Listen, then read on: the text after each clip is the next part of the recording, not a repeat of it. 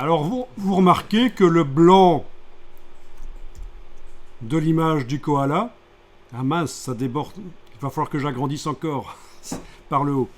Je disais le blanc de l'image du koala, sur le papier, quand on imprimera, l'image aura l'air lumineuse.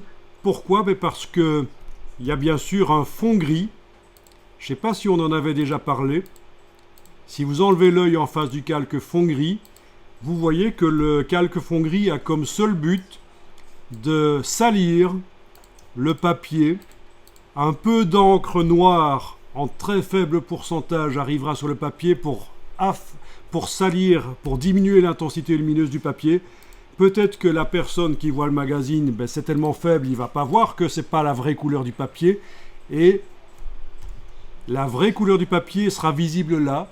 Ça, c'est une astuce pour donner l'impression que vos images ont de la pêche, sont lumineuses, que le blanc des images est plus lumineux que le papier. C'est une illusion d'optique. Est-ce que on en avait déjà parlé de ça? Non? Eh bien, vous voyez, ça, c'est une astuce qui est fort utilisée et c'est utilisable aussi dans le cadre d'applications et de sites web, bien sûr. Là, le fond blanc de votre page web, vous pouvez le faire légèrement gris. Vos images vont apparaître plus lumineuses. Donc, tu dis que tu as toujours la croix qui apparaît sur le koala pour indiquer que c'est une image, mais c'est parce que tu es en affichage normal.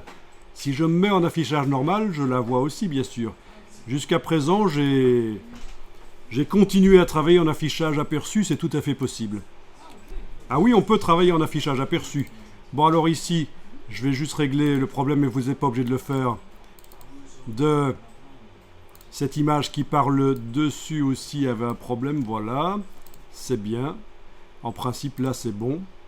L'image doit être bonne au-dessus et en dessous, c'est parfait, voilà. J'enregistre le document.